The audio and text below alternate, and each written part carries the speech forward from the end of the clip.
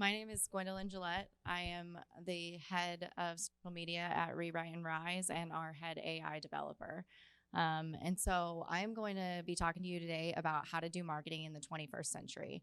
And so it's a little bit different than ad strategy. It's about using organic content.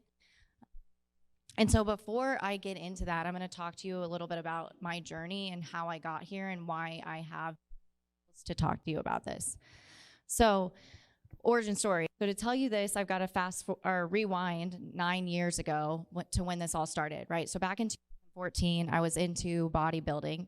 And one of the reasons I was into bodybuilding is because I thought that that was how you needed to become an influencer.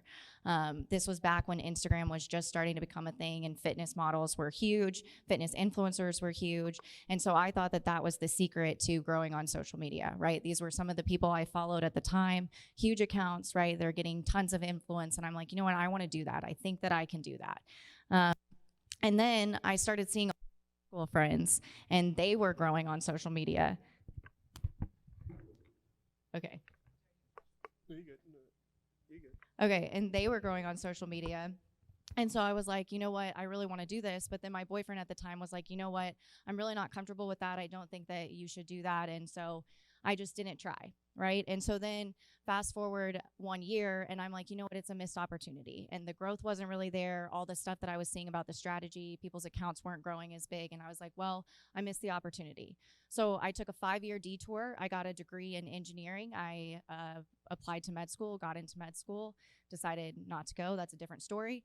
And then I ended up accepting a job at a marketing company, right? And I was like, this is going to be great. It's an influencer-based marketing company. I'm finally going to get to create organic content, and I'm going to get to use social media to help brands grow, right? And that was a huge opportunity that I was really excited about. But then here is inside of the marketing company, right? These are documents that I was spending hours upon hours making. These are branding documents. It talks about brand messaging, brand imaging, all sorts of stuff that was going to take us over 3 to 4 months, which is not really what an entrepreneur needs when they don't have the revenue to grow their business. Okay. And this stuff cost a lot. Like companies were paying us tons of money to just create these documents and then not actually execute on the things that they needed for quite some time. So I got a little bit fed up, and since I was inside of a marketing company, I had a little bit more confidence. I was like, you know what, I'm going to try this myself. So this is the first TikTok video that I ever posted. I didn't know it was going to play the sound, so we'll watch it.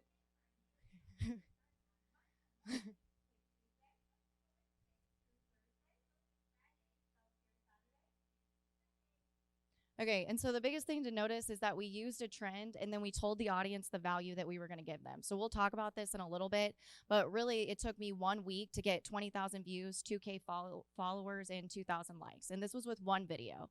And the average amount of followers that people have is between 150 and 1,000, right? So with one video, using the strategy that I'm going to show you, you're going to be able to get more followers and more engagement than the average person that's posting on Instagram or TikTok or whatever platform. Right, so I took this, actually, I don't want to go there yet, or we'll leave it there. So I took this back to the marketing company and I'm like, you know what, I think that we should use this strategy that I've used in our videos. And I was doing marketing for this guy sitting in the front right here. He was one of our clients at the company. And I was like, I really think that we should use the strategy to better promote our clients and better deliver on converted views without charging them so much money. And they were not really buying it, right? If you have your own company and you have somebody inside that's kind of running rampant when it's not the strategic direction of where you're trying to go, it can actually be more harmful than helpful. So that was me at that time. So I left the company. I partnered with this guy right here. And he also had another partner that was already into marketing, had a marketing degree, was in the marketing space. And so I was like, you know what, it's not meant to be. I have a background in engineering. I'm going to start building AI. So I started building algorithms. So we own an AI company, and so I was building algorithms in the manufacturing space, which if you didn't know, manufacturing and supply chain runs heavily on consumer data. So we were analyzing consumer data and social media data because it actually drives the market. We were also analyzing Bitcoin volatility and raw material availability, which are also heavily driven by the demand that the consumer creates. So I was using algorithms to be able to better analyze and create predictions within these spaces. And so I was looking at tons and tons of patterns that were happening on social media. And so I delegated marketing. This is flow chart that is debated by existence that we got from somebody, right? That is just essentially saying we're going to take a selfie video, we're going to post it to TikTok, we're going to upload it to Dropbox with no strategy. And I blocked out the name because I don't want to put anybody on blast, but it was like X person and Cody will write the copy the morning of. Somebody who's supposed to be the CEO of our company, doing all the business development, all of the sales for our company, is just going to write the video the morning of, and we're going to hope that that's going to work out well. So I was pretty displeased with this. So we hired a videographer, okay? And so these are the results we got from the videographer. So I'm going to tell you a couple times, stop posting horizontal videos on social media. You need to be posting 9x13 videos unless you're doing long form YouTube content. In 2 months, when TikTok releases long form videos, you can start posting horizontal videos again because there will be an option to flip the phone camera and people will actually be able to see. But until then, you don't need to be doing that. The algorithm down promotes your videos when you do things like this. And so if you can see, this video was posted in July of 2021. It only has 12 likes, which means it didn't rank at all for SEO. I took this picture like 30 days ago. So it didn't rank at all for SEO. And if you do the process that I'm going to show you, your videos should become evergreen. They should continue to grow over time so that you aren't wasting your time when you post these videos, right, for just 1 day of views. And so if you can see all of these, right, they're like 200, 300 views. And then we kept going. So I kept building algorithms and we kept posting. So when you watch the videos and you see that consistency is key, it is not key. You have to have strategy, and strategy beats consistency, right? Now, it doesn't mean that consistency can't win in the long run, but if you have consistency without strategy, you're just a fool.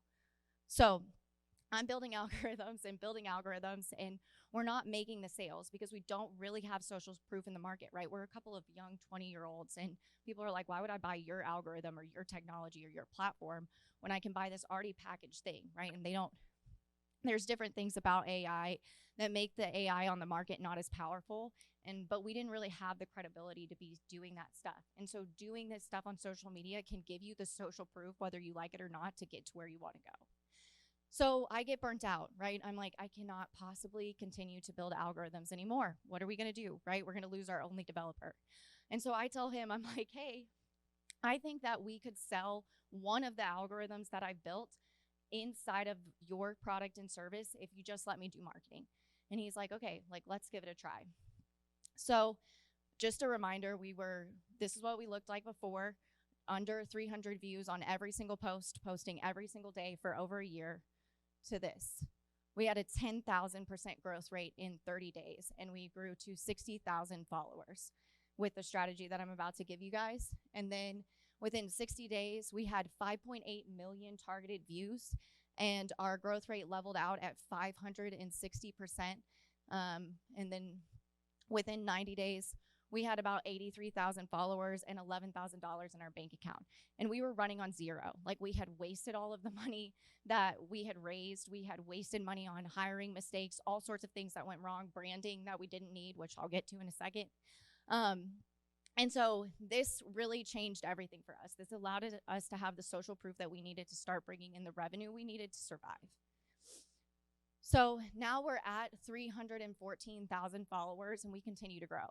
And after the 90 days, when we hit 80,000 followers, we actually stopped posting because we had to take a break to manage the huge influx of growth that our community had. We had comments, we had DMs, we had outreach, we had book offers, we had news articles. We had a ton of stuff that we had to manage. And so all of this growth happened after the 90 days via SEO, meaning searchable content. We were not posting stuff, and this continued to come in, and it continues to happen for us. So what I'm going to go over with you guys is how to play. So there's a few rules to play on social media that you want to know so you don't get in trouble. We're going to talk about bottom-up branding, when to use branding, how to use branding. We're going to talk about viral modeling, which is a concept that I like to use to create videos so that they actually get where you need them to go. Social hacking is the SEO process that I've mentioned. We'll cover a quick do's and don'ts, and then we'll talk about where to start so that you guys are all ready to get started. So platforms. Here's the biggest thing to understand about this is that these icons can change and these numbers can change. But what you want to know about social media is think about it like oil mining. You want to be grabbing up land on these platforms as much as possible because it is the way of the future. You are going to start to see these networks become more and more localized, meaning it's going to be harder and harder to break in. And the influencers that own the land now are going to start to create the hierarchy. Whether they're PhDs or not, if they have more followers than you, you're going to be dependent on them to disseminate the information you want to those localized niches, right? With blockchain and all the things that are happening in the next 10 years, it's going to be much harder to break in. And so now is the time to do that. And so really quick, if I were a business, I would be on LinkedIn. Otherwise, I don't really focus on it. I think it's a little bit oversaturated and overused right now. But also, I think businesses fail because they forget that every single person inside of a business is a consumer, right? And all it takes is one internal champion in the right position to have viewed your content and seen your stuff to push through that business deal. And so don't cut out direct to consumer marketing. It's more valuable than you think. So if you're better at written content, I would focus on Twitter. If you're better at video content, I would focus on Instagram and YouTube Shorts. There's a lot of hype around TikTok. Some of the organic growth is leaving. You're going to see the last amount of organic reach through the end of this year. And then that's really going to change moving into the new year. So if you're going to start building, I would start on Instagram and YouTube Shorts. And then just make sure that you're turned on to have Instagram post to Facebook. Facebook, I wouldn't count it out yet. And so it doesn't take much to just turn that little toggle on so that your stuff is being posted to Facebook at the same time. So brand or creator? I get this question a lot. It took me a couple of years to figure this out, actually. So if you think about this, right? If you want to have a business account, that's fine. But you need to be paying the platform to run ads. And there's a very specific way that I would have people run ads. We're not going to have time to cover it today, but I'm happy to meet with you on it if you want to do so. But think about it like this. Creators feed the platform, right? So the creators are feeding the platform, which is causing the platform to have the audience it wants. So you as consumers, if you're not creators, you're on that platform to watch other creators. You're not necessarily on there to see a bunch of ads, right? So if you are a business account that's not paying the account money and you're not feeding the account in order to have other consumers on the app, then you're doing nothing for the platform and they're going to do nothing for you. So the best thing you can do is become a creator, right? The future is going to be people are going to be coders and people are going to be creators. And so if you're not one or the other, you're not going to have much leverage when it comes to future-proofing yourself. So if you're not a coder, then you should probably figure out how you can contribute value via being a creator. And even if you're an employee, you can end up doing fractionalized services later on or bringing in new revenue via brand deals. So it's always beneficial and it creates a huge support system. Like, I know that you hear about people getting roasted and all these things, but people are a lot nicer than you would think, and it creates a huge community, and it's super valuable to do this. So I would always recommend growing as a creator. And then say you're an entrepreneur and you're like, well, I think that I want to sell my business for $500 million, so I don't want to be the face of it because I have an exit plan. That's great. You should probably still create a creator account and advise other entrepreneurs and then use that account to pull your brand, where you can do collaboration posts with your brand. And then you're going to need to do some type of influencer marketing where you reach out to people who are creators and who are influencers and get them to promote your brand as well. So that's also not something I'll have time to cover, but I'm happy to meet with you to cover that if you want to learn more about that. So rules. So this is how to play. You want to create platform-specific content. Think about going to a store and you ask the store like, hey, I want this pair of sunglasses. Do you have them? And they're like, oh, no, we're sold out. And then you're like, okay, well, do you know where I could buy them? And then the employee acts kind of weird and it's like, they know where you can get it, but they don't tell you. That's what this is like, right? Stop posting stuff on Instagram that has a TikTok logo. Instagram doesn't like that. You're telling your users to go somewhere else. And so Gary Vee has a great way to do this. It's just garyvee.com/64 in a day. And it just shows you how you can take the same exact piece of content and make it platform specific. So that's all just about packaging, right? You want to package it the right way for the platform you're going to put it on. Then automation hurts you. As much as people want to automate things, automation like platforms don't do well and they're going to hurt your views because you're posting via an API. And if you think about these platforms, they don't want bots on the platforms. Guess what bots use to post? They use the API, right? So there's no way for them to differentiate. So if you want to automate, I recommend doing it after the 90-day plan I'm about to give you, because 90 days can get you to the growth that you need to absolutely change your life. And then once you do that, if you want to automate just to feed your community, that's a little bit different, right? But if you want to automate for growth, you're going to fail. And then 9x16 short form videos. If you want to post long form videos, that's fine. Post those horizontally. But if you want to post short form, do 9x16. And what you can actually do is if you have high quality filmers, which I do recommend if you want to grow on Instagram, you can actually tape your screen so that you can see what you're cutting out when you're filming if you want to make sure that you have a good crop for that 9x16. And then so 99 to 1. So a lot of people fail with organic content because they're trying to measure its value. Sometimes there are certain things that are immeasurable, and you can still use organic content to strategically create ads, and the ads is where you should measure what the organic content has done for you, right? And so people like Gary Vee or Mr. Beast or Logan Paul, they are successful because they do this 99 to 1 ratio. 99% is adding value to their community, and 1% is saying buy my wine or buy my Mr. Beast sandwich or whatever, right? Burger, whatever it is. And then you should be doing 70% to 30% exploitation and exploration. So once you find something that works, that's exploitation. Do it over and over and over again. And you want to be doing it about 70% of the time. And then 30% of the time, you want to be exploring new things. So if you create content about sneakers, right? Just try creating content about sneakers to wear when you're pregnant, or fashion, high fashion sneakers, or street sneakers, or sportswear, right? That's your 30% of exploration, where you can start to grab other niches, because you will max out on certain niches if you do this correctly. Okay, so here's traditional branding. This is all the logos that I wasted time and money creating, and not a single one of these is our logo today, by the way. And we're actually going to change our logo again with one of the only people that I've ever thought to be an brand expert. She's right here in this room. Her name is Alex.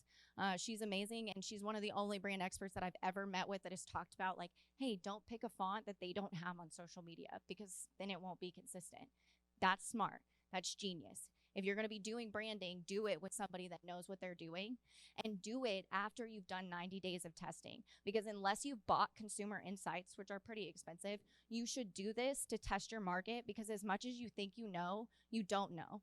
And until you've had millions of people interact with you and interact with your content, and you've changed the way that you communicate it, you don't actually know what values or colors or things you want to pull into your brand, right? And so this is just to show you all of the wasted time, more wasted brand documents and time, and just a few more. And so it's just, I really spent a lot of time thinking that this was important, and this contributed 0 sales to my business. Like, we got all of the followers on Cody's account. He was standing like this with a golf club. So nobody cared about our logo, and everybody buys our services from him. So bottom-up branding is about making platform-specific content to reach the audience you want, to test the topic or ideas you have, to bring more value to your brand values, and to your customers.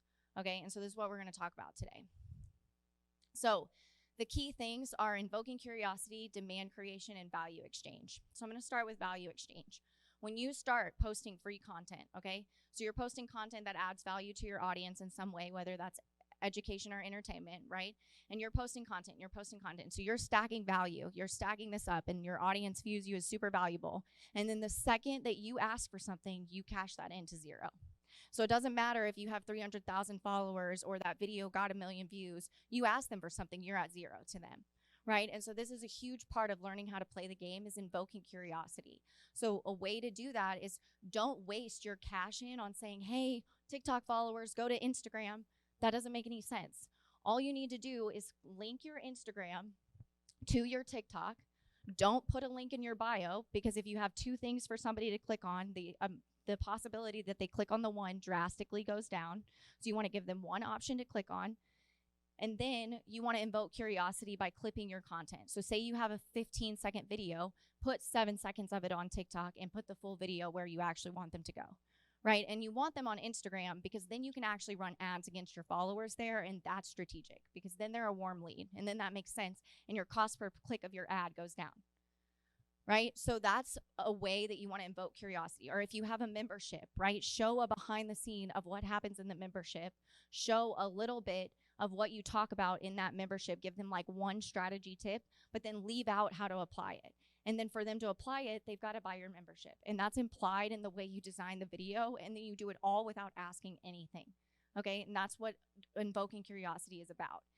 Demand creation is about the fact that, like, it doesn't matter if you've had a business for 3 to 5 years or you have a PhD in a subject. If you have 0 followers, your social proof is 0, right? And so what you need to do is you need to be able to promote the people who are considered experts on the platform. So like for us, Cody's a neuroscientist.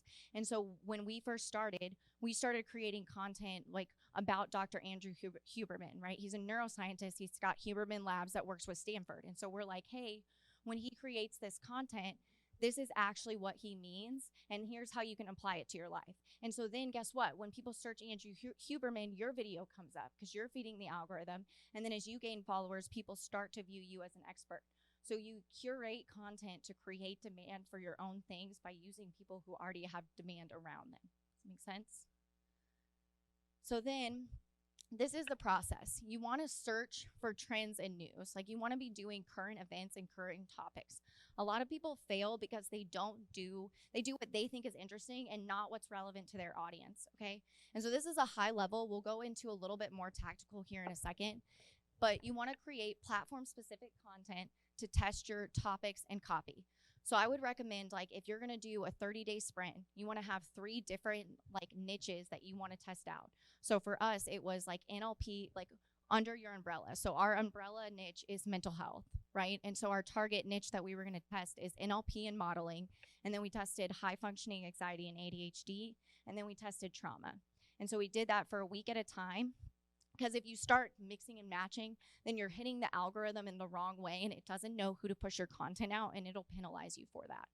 And so you want to test those things out, and then you want to do it on 3 platforms. Because like, unless you're going to be super deep in the strategy like I am, you're not really going to know where the organic growth is at and what's happening. You can watch what's going on in the economy to predict some of these things. Like TikTok's about to release brands on their platform, so that's going to saturate their platform, so the organic reach is going to go away, right? Instagram is trying to compete with TikTok, so right now they have organic reach. So if you don't want to have to keep up with all of those things, just post it to the 3 platforms, and you'll be able to see after 30 days, okay, where did I grow the most? And that should be your primary platform. And there's different audiences on each platform. So don't assume you know something, because your stuff could actually be hitting a different target audience on one platform and hitting a completely different target audience on another. And then you're going to miss out on both of those things because you assumed that you knew, right? And so then you want to survey, poll, and engage your audience. So in the first 30 days, once you start gaining those followers, don't go right over to click on my website. You don't know if the copy on your website works, right? And it's expensive, and it takes a lot of time to redesign a website. Put up a survey. Ask your people, you know, what's the number one thing you're trying to achieve? What's your biggest obstacle to achieving it? And what have you tried in the past? And then you will get their words for how they describe your problem, right? Because if there's one thing I want you to take from this, it's that most people don't actually have that bad of ideas. They just don't know how to communicate them to people in the way they need to be communicated to. And so that's what social media can help you do really well. And so then once you've done that, you want to pull up what works, like what got the most views, what got your offer clicked, what converted, right? Where did you grow the most? And so that's what you want to pull up, and then that's the time that you want to do your branding and create that brand. So here's what this looks like. I'm just a visual person. So you want to be creating like 2 to 3 short form pieces of content per day, and then posting them on the platforms that are relevant to you. I just have them all here, but we don't actually post to all of them. And then make sure, like, once you've done your survey step, and if you don't want to move people to Instagram, that you're collecting those emails, because platforms can go away and they can shift and change.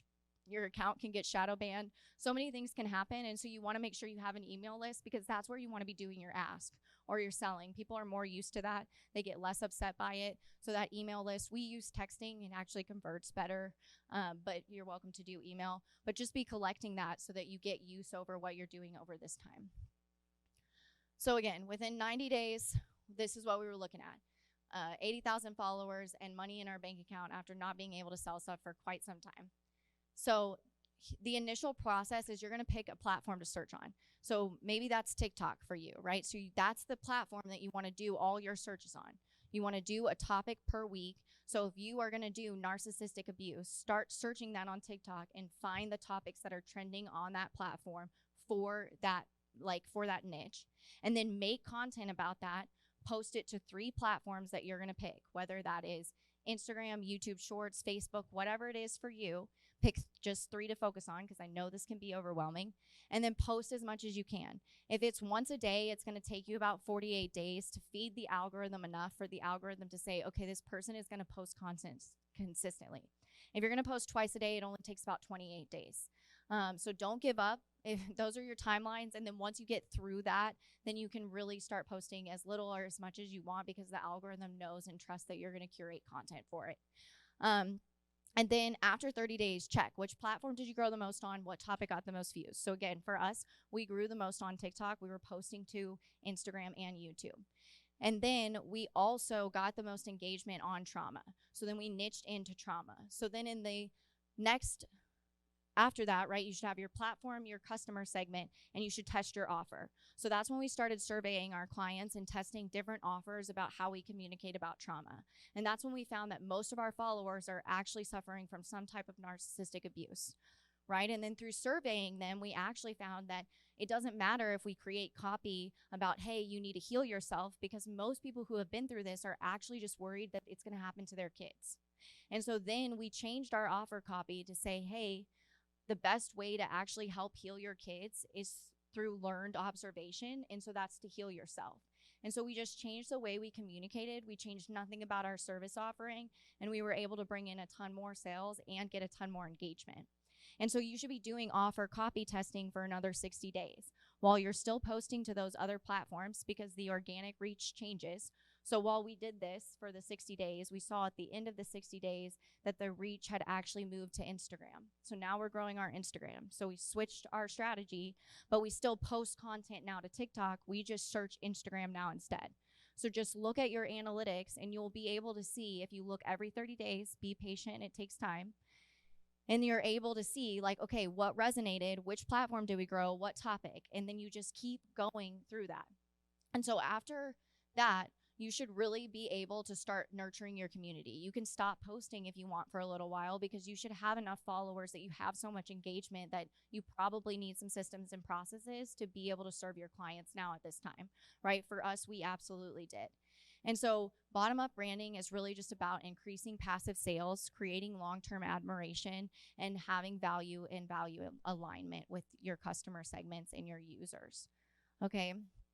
And so we were doing this, and we were posting pretty consistently, and we were using my process, and we were testing different topics based on using trending topics, right? But we were still getting varying results. So if you can see there, we have some videos that are at 20,000 views, some that are at 10, and some that are at like 7. So for me, I'm a little bit of a perfectionist. That wasn't really good enough for me. And so consistent results is what I was looking for. So all of these videos have above 15,000 views. So some have 500,000, 116,000. And so that's how I created this process called viral modeling, which we're going to talk about right now. So viral modeling really gets you to that 4.7 million view mark. So when we first did this, we had 2 million views, and then all the rest of the views actually came through SEO. So our viral part was 2 million. The SEO part of the consistent evergreen of the video was another 2.6 million, and this continues to grow. We got 4 news articles written on this post alone, and then we got asked to write 2 additional news articles from this post. So what that's done for our business, for our credibility in the space, has been absolutely huge for us. And so what that looks like is you're going to want to make a keywords list and a creators list. So I'm happy to help you with this. I'll give you a QR code to book time with me. But what you want to do is write down any keywords that you think are associated with your brand or your business. Maybe it's your past self, whatever you want to create content on. And then once you start making those keywords, you want to search and start to realize, okay, what creators are coming up? that I constantly see producing content under these keywords, and you want to look which ones have 100,000 followers or less. Because if they have over 100,000 followers, they're considered to be like an influencer within the space, and so you can't actually trust the viral part of their video because it's doing something different in the algorithm. So you want them to have 100,000 or less. And then you're going to end up, once you have that creators list, every time you want to create content, I do this once a week, I start to search that creators list. And so I go look at like 3 creators and I say, okay, what videos of theirs went viral in the last 30 days? And then I model the aspects of that video. So that's the lighting, the background, the sound, the text, how much text, and the description. So as much as you want to be creative on the platform, algorithms can't sort things that they can't identify. So when you are more creative, it can hurt you when it comes to growing on social media because an algorithm isn't a person, right? So that's what you have to understand. And so if you have a hard time scripting stuff, if you're like, okay, Gwen, this is great, but I don't know what to say in my video, then you can use your keywords list. And so you can search videos that have gone viral under your keyword, pull the script from that video, and apply the script to the model, right? Where you have a different background, a different lighting. Don't copy the script exactly, add your 2 cents to it. People don't like when you copy them. It's not a good way to grow. I don't think it has good karma, but you can intersect those things so that you can create content that the algorithm knows how to sort and you get targeted views, right? Because sometimes you can put something out and it goes viral, but nobody that you needed to see it saw it, right? So that's useless for you. So again, this is another video we did viral modeling with. We got 1 million views at first. The 2 million additional views came from the SEO process we're about to go over. But this was just 5 things I'd never do as an ICU nurse. That's what came up on the trends list that I was looking at. And then another creator that was on our creators list had 5 things I would never do like as a news reporter. And so we did 5 things I'd never do as a neuroscientist. We got 2 articles written on this one and a book offer from this one. So this has done huge things and is going to do huge things for us. So now let's talk about the SEO process. I call this social hacking. So if you take nothing from this presentation, take number 1. These are in order of importance. Number 1 is topic. Having a trending topic or a current topic that is relevant to your niche is half of the battle. It's like 90% of the battle, actually, right? And then you want to make sure you rank for those keywords in SEO. So pick a topic that is relevant to your niche, and then you want to do the hook, right? So you want to have a hook within 3 to 7 seconds, and you want to be re-hooking people in the middle of your video. Okay, most people drop off of a video within the first 7 seconds. And so the viral modeling concept should show you how to do a hook, right? You should take the hook from the viral video that you model. And if you don't know how to do a hook, all you have to do, take the first 3 seconds of your video, chop it out, and put it at the end. Okay, because now you're right in the middle of a sentence. People are going to be like, wait, what is this? They've listened to that. And then at the end, the video loops because it's actually the start of your video. And so then they've watched your video 2 times before they've even noticed. And guess what that does for the algorithm to push out your video? It really, really likes that. You just got 150% watch time. That's great, right? So if you don't know how to do it, you can do it strategically with editing. Then, so number 3 can be interchanged with authentic content. I recommend doing 2 to 1. So make 2 viral model videos for 1 authentic piece of content. And when you make the authentic piece of content, make sure you're making it on a relevant topic and that you have some form of hook, right? And then go down the list. So number 4 is watch and watch time. Watch stands for watch your keywords. And so what that means is you want to make sure that you say the keyword in the video. You want to say it in the title. You want to say it in your hook. You want to say it in your text. You want to say it in your caption and in your hashtag. That's 6 times that you've told the algorithm, please send me to this niche, to this target audience, okay? And you should get your keywords from your viral modeling or from what other creators are using, right? Because those have a ton of different views, right? Narcissistic relationship versus narcissistic relationships, plural, has about 1 billion different views in reach of target audience, okay? And then certain target audience prefer to use the word narc, right? So for us, our niche is narcissistic abuse, and so that's a little bit different. And so we have different videos targeting different keywords. And so those are the things you want to look for when you're creating this. And then watch time, we talked about this. You want to get at least a 50% watch time, if not 80%. Otherwise, your video is not going to be pushed out. TikTok and YouTube have analytics that you can look at your video and see where somebody dropped off. So if they dropped off in the first 7 seconds, then you had a bad hook. If they dropped off in the middle, go figure out what you did and probably don't do that anymore, right? Because it's making people leave your page. So that's one. And then number 5, so call to action. People drastically underestimate the amount that it can help your account to have a call to action. And I don't mean go check out my Instagram or go buy my thing. What I mean is just follow my page, share my video, save this content for later. Those are the 3 you should be using, and you should do them right after your hook. So 3 to 7 seconds in, most people drop off within 50%. So don't save it for the end because you've lost half the people to see your call to action, and people are so responsive to a call to action. I was talking to my friend the other day, and I showed her all of this stuff to grow, and she's like, Gwen, this is way too much. I can't do this. And I'm like, okay, just add a call to action in your content. And within 5 days, her channel doubled. So it is so powerful to just direct people on what you want them to do, and make sure you put the call to action in your hook and in your description. It's not enough to put it in one place.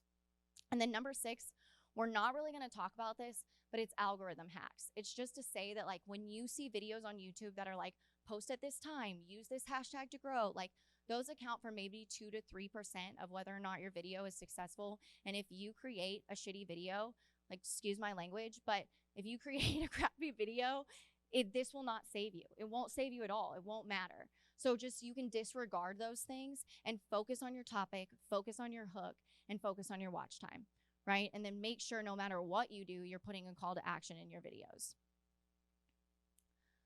So then again, this gave us, I want you to point out the dates, 5.8 million views in 60 days.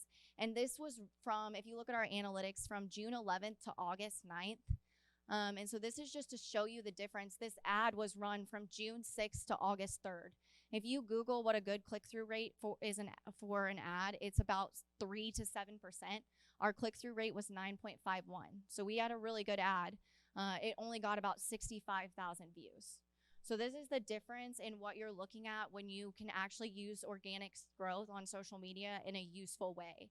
Because now that you actually have a following, you can actually retarget that following. Facebook just released something recently where you can target that following with ads, and now you're targeting warm leads instead of cold leads, and you'll get a much higher conversion from that. And you can use organic content to test which videos you should make ads. If a video didn't go viral, don't make it an ad. Don't put money behind it. Don't put money behind something you don't know if it's going to work out, right? There's such free resources for you to use this and for you to add value to your community that you should absolutely be using organic growth on social media. And so then this is just to show, don't count Facebook organic growth out. We grew by like 70,000 followers without even noticing. We just had that little toggle on to post reels to our Facebook. And then one day Cody was like, did you know that we had these followers on Facebook? I was like, no.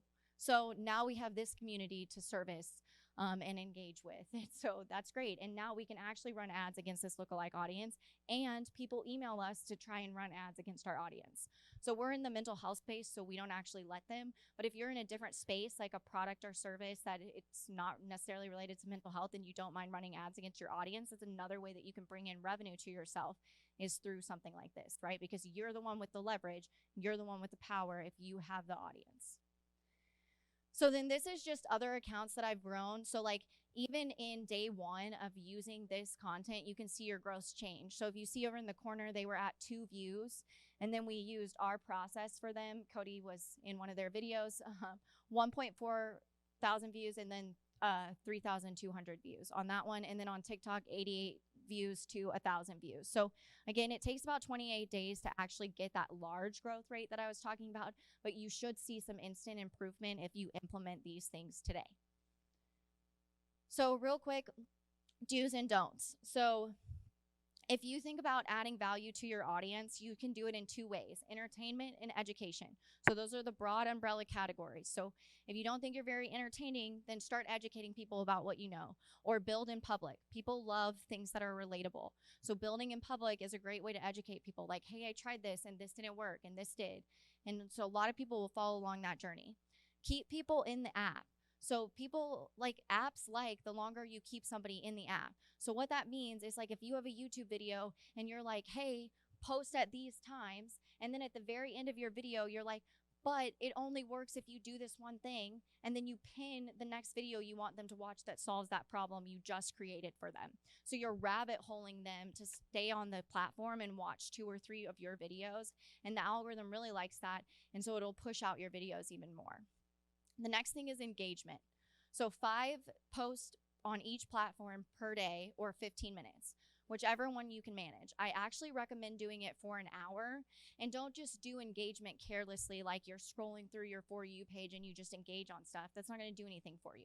You need to be searching the keywords or the creators that are on your keywords list and your creators list and engaging there, because it does 2 things. If that video goes viral, you will get views even if you had posted nothing from your comments that you posted on that video.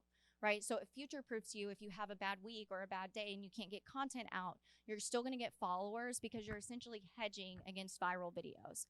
And then otherwise, you're just creating a community and you're teaching the algorithm like, hey, I belong in this space. I want to engage in this space. And so over time, I don't even have to do the search part of my process because I've taught my algorithm so many times what I want it to show me. And so when I go to script content for us, I can just scroll through my For You page and I can just engage there. But it takes time, and you want to make sure it's happening within your niche and in a strategic way. And then talk with your hands or be doing something in the video. So often people just do this much of their face, and you cut out about like 76% of your communication if you do that. And if you don't have a very expressive face, you've cut out a whole lot more, right? So you want to be doing something entertaining. Set expectations with your audience. So if you do this 90-day process and then you start posting random stuff and you lose followers, it's because you misset expectations of what they can expect when they come to your channel.